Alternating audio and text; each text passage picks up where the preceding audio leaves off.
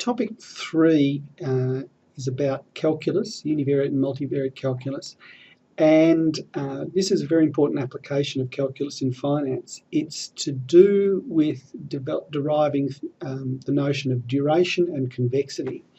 And the ideas of duration and convexity have come about, well, for historic reasons really, in that people who worked in the finance industry before the world of, before computers and calculators and all this sort of stuff and iPhones and things, had to come up with quick and easy ways of working out approximately what is likely to happen to the price of a bond if interest rates change or something like that. And that's where these notions come from.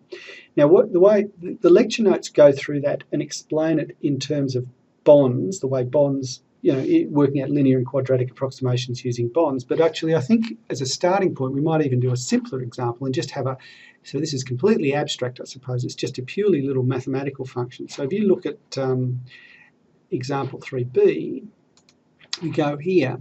What I've got is a mathematical function, the simplest one that I can think of really, y equals x to the power 3, or y equals x cubed. So if you see, if x is equal to 1, y is equal to 2. If x is equal to 2, y is going to be equal to 8, because 2 cubed is 8. And these are the values all the way in between for the different values of x. Okay, so that's our function. That's the actual function.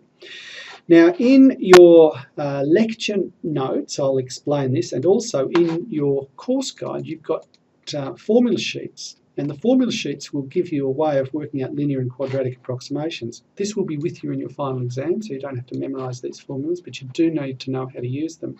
That's the general formula for a linear approximation, that's the general formula for a quadratic approximation, and this will be dealt with in lectures, explain where they came from. Now, using these formulas, we can then apply those, and using that formula, sticking the appropriate numbers into that formula, that gives us this equation here for a linear approximation. And so there's our linear approximation for the different values of x from 0 through to 2. And then using the other formula, that's the value of the quadratic approximation using our quadratic formula.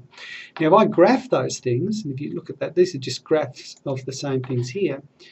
The dark blue diamonds, that's the actual function, and you can see they're defined over there.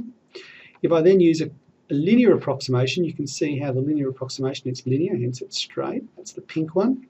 And you can see if we're evaluating it when x equals 1 and therefore y is equal to 1, then that's what that is. That's tangential at that point. And then if I use a quadratic approximation, then I get the yellow one, which is this.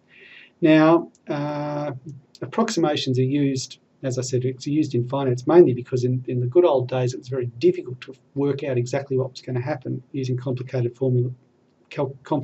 mathematical formulas. So they developed approximation formulas to work out what was likely to happen when there was changes in the financial markets. But these things have then developed a life of their own, and they have then given us all sorts of very important concepts that we will deal with later on in this topic.